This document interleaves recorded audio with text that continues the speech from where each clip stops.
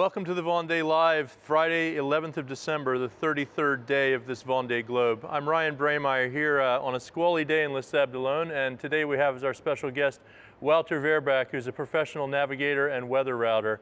Thanks for being here with us today, Wouter. Hi Ryan, how are you? I'm great. Hey, so have you been following the Vendée Globe pretty closely? Yes, absolutely. I've been doing weather for Alex before the start, as well as Pip Hare.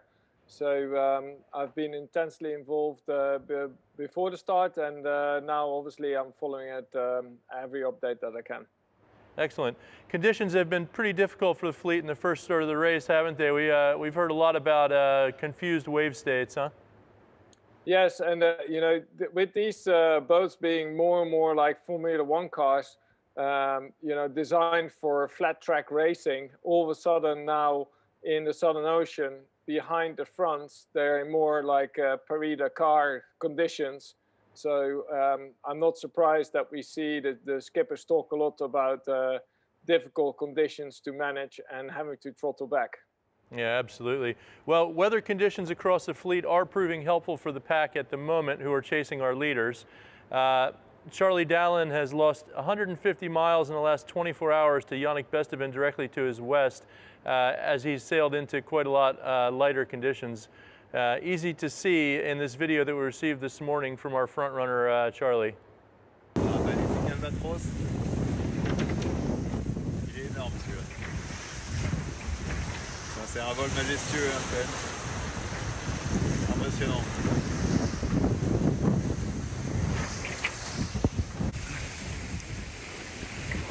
Première fois depuis que je suis rentré dans l'océan Indien que je navigue, GV haute.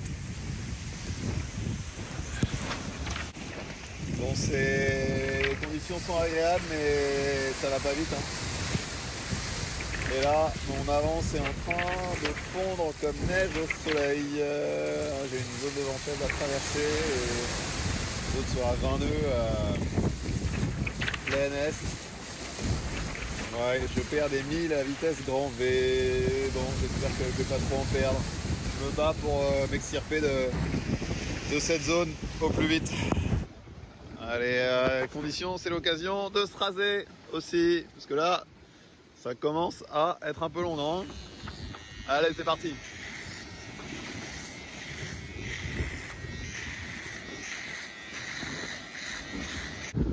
Et voilà le résultat. Ah, ça fait un peu plus frais quand même, non? It's, Wouter, it's very hard to imagine the amount of pressure that Charlie Dallin probably finds himself under, although in the video he does seem quite relaxed. Yes, absolutely, and it must be so frustrating having sailed such a good race and taking the opportunities when he could, to now be trapped with light winds and absolutely no way around it. But I think he's doing the right thing with the Southern Ocean being so relentless and absolutely giving no break whatsoever, both physically and mentally. I think he's doing right. You need to have some humor. You need to recover and just say, okay, there's nothing I can do here. I'm just gonna look after my boat, look after myself, and be ready to push hard when the next front comes again. Absolutely, it's a very professional approach. Another competitor who's generally quite relaxed is Miranda Marin, although perhaps for other reasons. Let's hear what she had to say about her situation when I spoke to her earlier today. Can you describe for me the last day of your race, Miranda? How's it been since yesterday? It's been quite full on, quite hairy, a bit of a Southern Ocean proper Southern Ocean 24 hours, I'd say. Quite a lot of wind, but mostly quite a big sea state. It's calming down now. We're behind the front.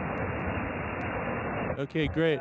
Yeah, yesterday afternoon I had 35 knots, and this morning I had 38 knots, so... Okay, and how does it feel to have passed the Cape of Good Hope today? Fantastic. Because I never imagined it was going to take so long to get to the Indian Ocean. Lee, how are you feeling? You holding up well? I see you've got your tea to fortify yourself. I hope I've got enough tea for the whole race. I'll do a count in a few weeks' time and see whether I need to ration. Fine. I was a little bit concerned yesterday with the conditions.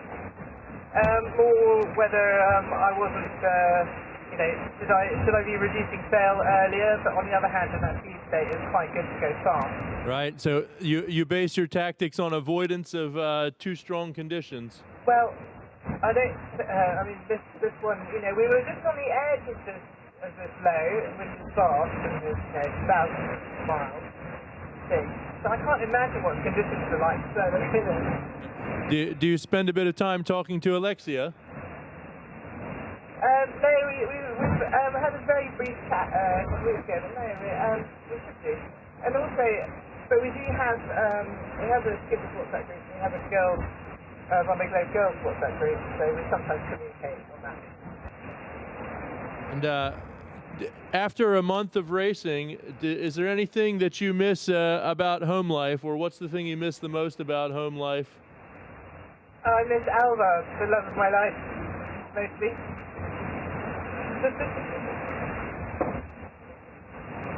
And that's about it, I think. Well, listen, Miranda, we'll let you get back to your decision making.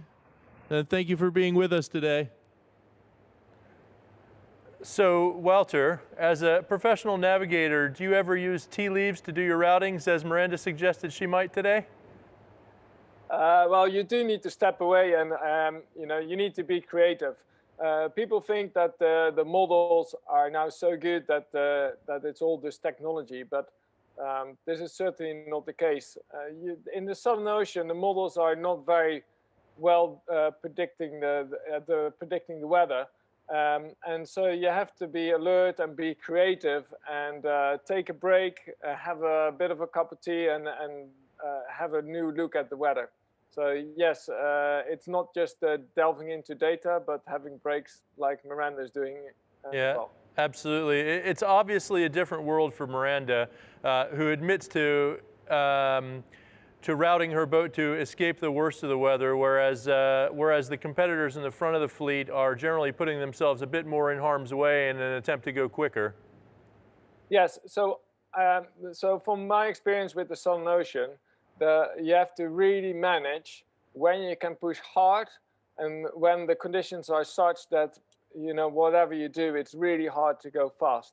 So what you can see is that the leaders have been playing very well the fronts. So ahead of the front in the northwest winds, the sea state is smooth because ahead of the front there has not been much wind. So here you have a plain road ahead of you where you can go fast foiling and really push the boat hard, maximum sail up, and try and ride just like you ride a wave as a surfer into a beach. Ride that wave as long as you can and really push hard.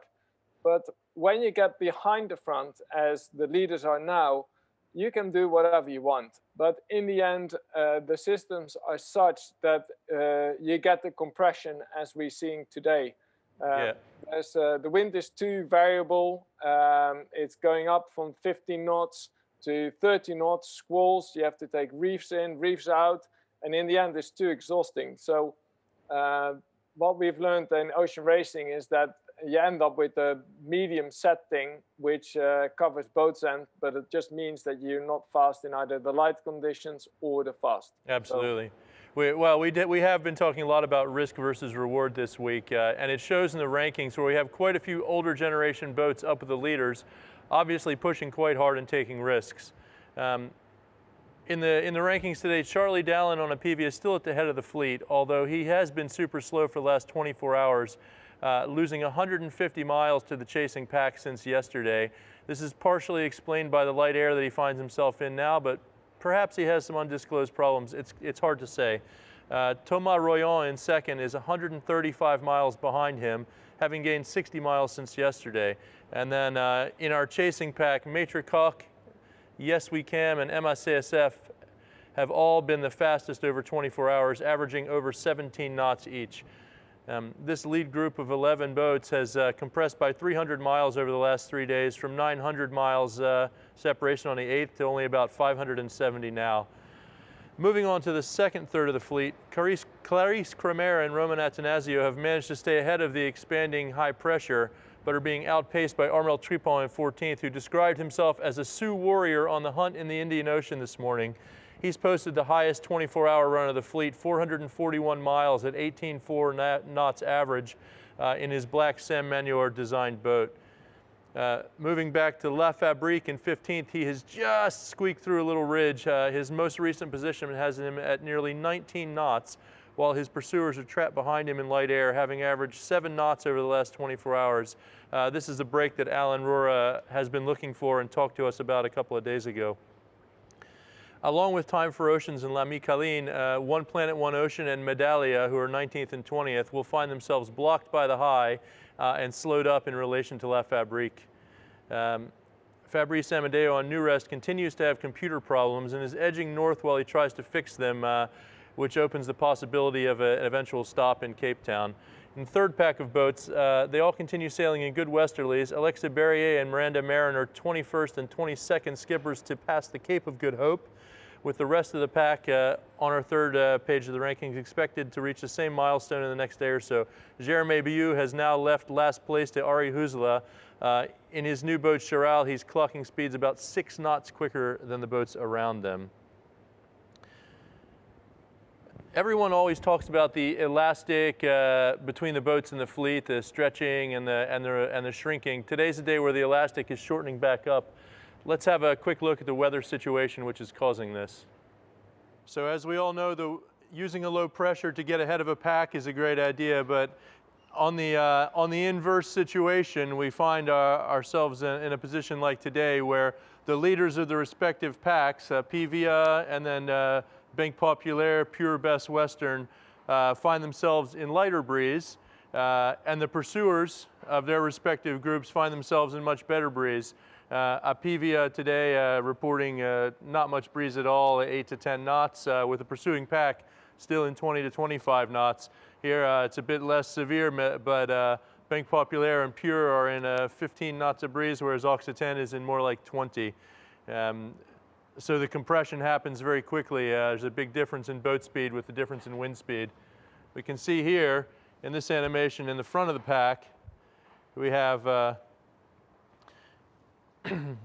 Apivia here with the whole rest of the pack catching up quite a bit in the next hours, and then the breeze is stable pretty much for the fleet. You can see little bits of light air as they come into this next low pressure, meaning that most all the boats in that pack will be very close together in the end.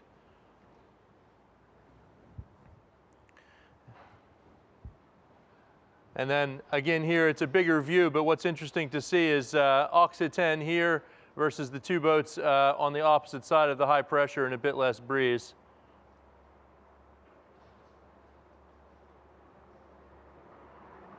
Occitane can ride the better pressure for quite a while, whereas the other two boats are forced into a different route with a bit more jibing. And you see he's catching up all the time as he rides this, this sort of ball of better breeze, finds himself having the distance more or less over the next few days. Wouter, this shock cord phenomenon as a competitor is something that can be super frustrating, isn't it? Yeah, absolutely, and there's just nothing you can do. And it's all about spending your energy at the right time in single-handed racing. So with Alex, we worked a lot on that before the start.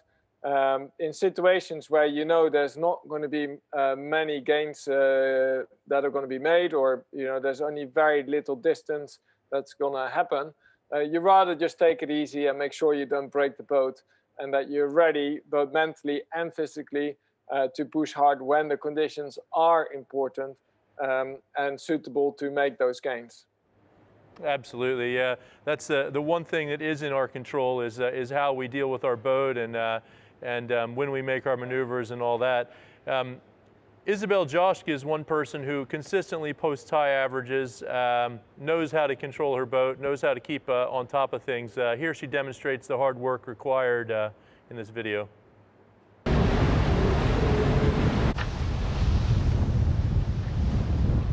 Bon bah le vent a molli, c'est le moment d'envoyer de la toile.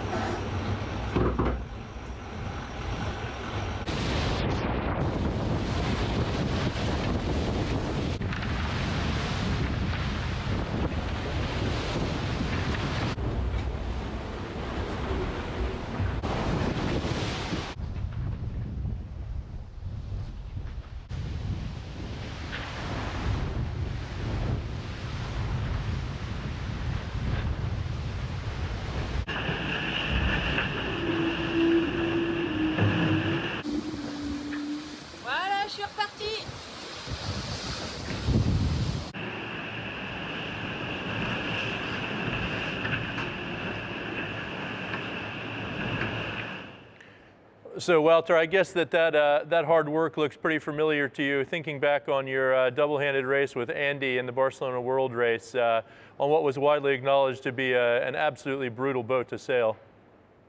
Yes, absolutely. And I can remember the only way we could just get through these kind of massive jobs to just hoist the main or deploy a bigger sail was just to divide it up in bits of 7 seconds. Just count to 7, grind, and start again, and start again. And it's just relentless. And so mentally, you just have to compartmentalize it.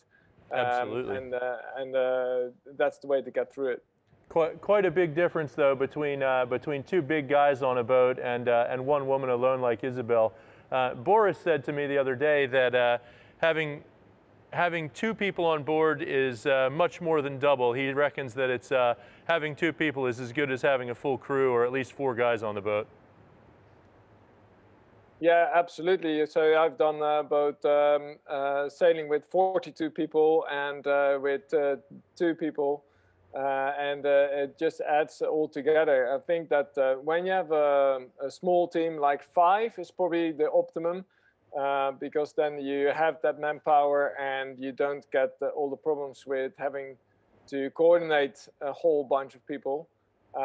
Certainly, I found that sailing with 2 was another step away from 5 or 12 crewed sailing. But again, you know, with all these ocean races going to smaller and smaller crews, it's a lot about managing and planning your sail changes and in managing your energy.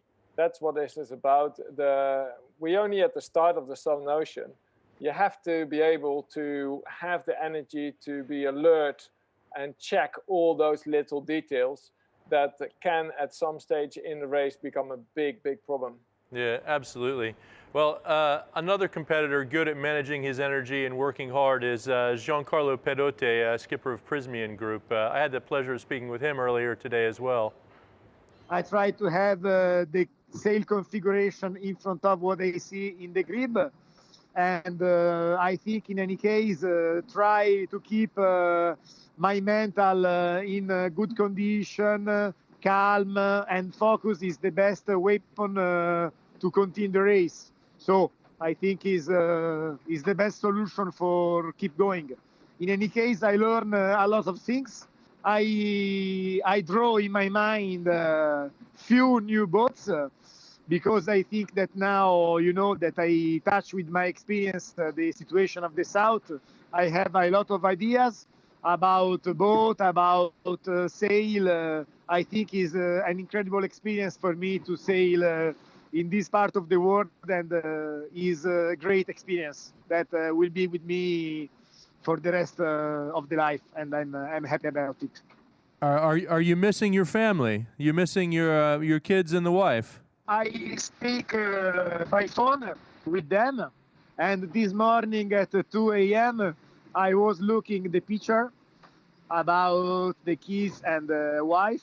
But I'm happy because for them the time is happy. They are looking for Christmas to go back with my wife in Italy. They are focused in the present of Christmas, and we talk about the present, where I'm always from here play my part of that.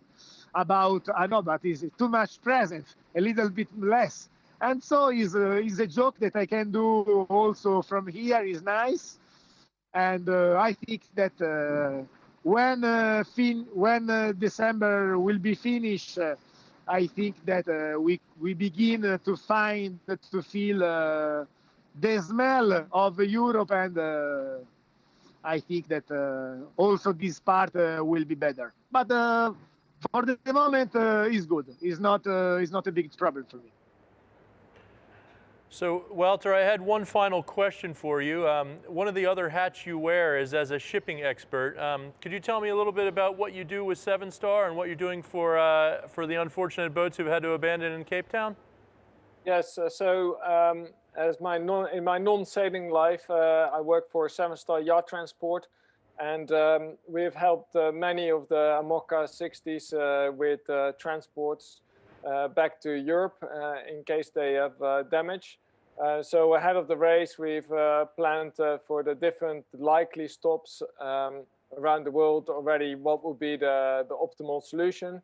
And currently, we are helping Arkea to get back from Cape Town. So, you know, it's not a job that that we'd like to see the Vendée guys have to call us up for, but sometimes, you know, as we know, there's roughly about 60% of the competitors finish, which leaves about 40% of them stranded at places around the world, and we'd like to help them to get back home. Absolutely.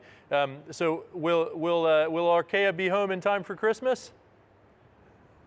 So luckily the yacht will be loaded before Christmas. That will enable the crew to fly home, and then the yacht will arrive just after the New Year.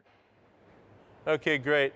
Well, listen, Wouter, it's been enlightening speaking with you today. It's always great to talk to you, and a Merry Christmas to you, and I'll speak to you soon.